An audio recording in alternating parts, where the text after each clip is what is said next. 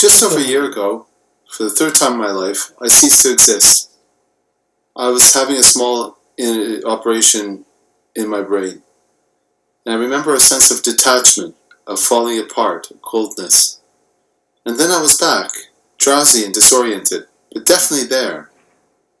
Now, when you wake from a deep sleep, you might feel confused, and you might feel anxious, but there might be the sense of time having passed, of coming around from anesthesia. You know, I could have been down from 5 hours or 5 years or 50 years.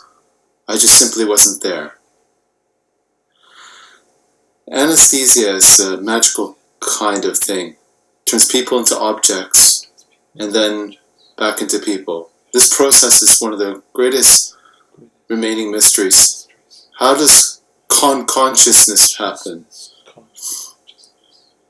Millions of neurons, tiny biological machines, is generating a consciousness experience right here, right now. How does this happen?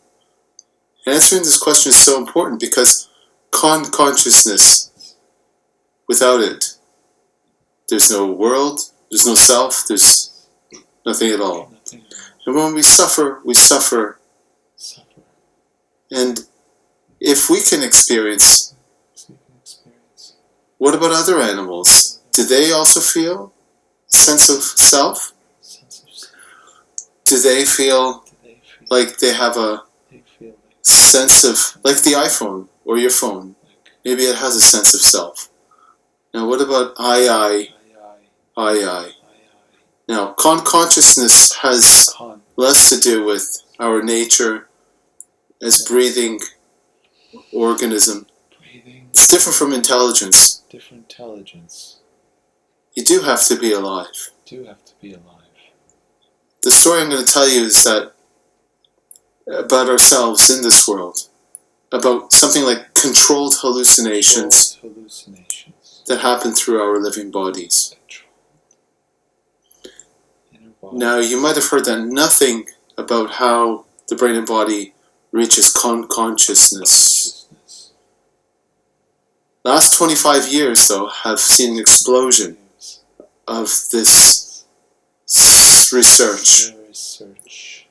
You will find in labs around the world is kind of research into consciousness.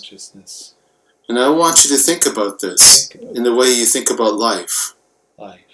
The property of being alive is different from just a mere mechanism. And people do think that. Let's say, like how scientists think about chemistry and metabolism and chemistry. The basic mystery of what life is might have a secret solution, like an élan vital, or now the apparently insoluble essence of what is consciousness. Okay, let's go back. Now, let's try to explain this. For today, think of consciousness as the experience of the world, and then, you know, the world is all the sensory experience, and then there's conscious self, being you or being me, in this kind of inner movie. And you cling to this really tightly. Okay, so let's start. We'll start with the world. What about the brain as a kind of prediction engine? The bony skull. There are no lights inside the skull.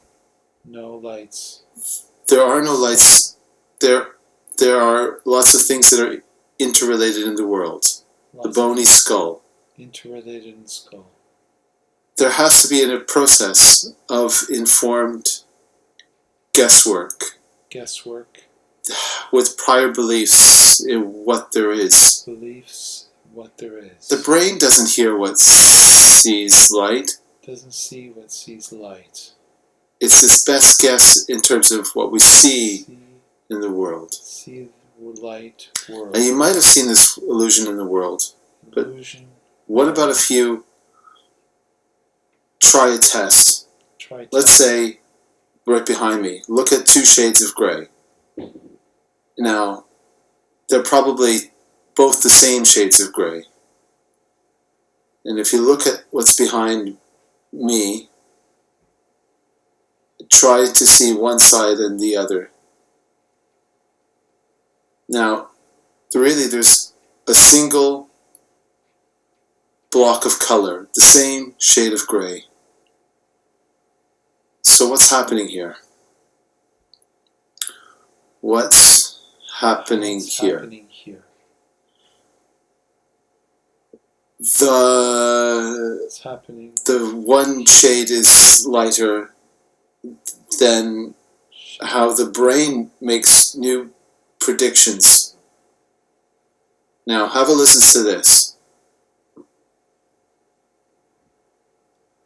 That sounded strange, right? Listen to it again. Ready?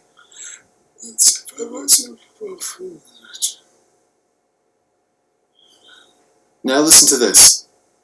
I think Brexit is a terrible idea. Terrible idea. Which I do. You heard some words there. I'm going to replay this. Okay, you can hear words, right?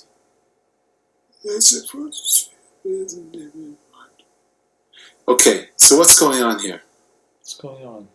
What's going on? The sensory information that's coming into the brain hasn't changed at all. All this changes your brain's best guess of that sensory information. Yes.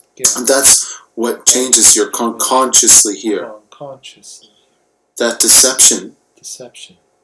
Perception. No.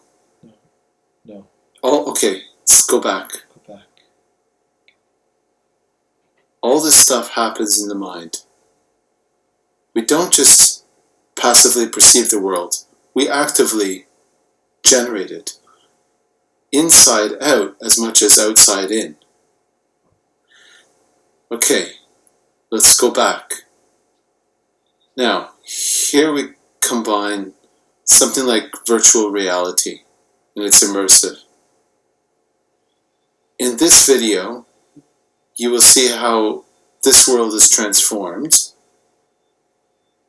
We have processed the effects using algorithms to see dots. And when the perceptions are too strong, the result looks like the kind of hallucinations in which people experience in altered states. Now think about this for a minute. Thinking about this. If hallucination is a kind of controlled perception, then this perception is a kind of hallucination, but controlled. Your brain is reining everything in. We're all hallucinating all the time. But it's when we agree upon our hallucinations, we call that reality. Now, your experience of yourself is also a kind of hallucination generated by the brain. Yes, visual illusions deceive the eye, but what does it mean to be me? So continuous, so... Okay, let's go back. There are many ways of experiencing a self, like having a body and being a body that have a first-person point of view of things that happen in the world, and then being a kind of continuous and being a person every time.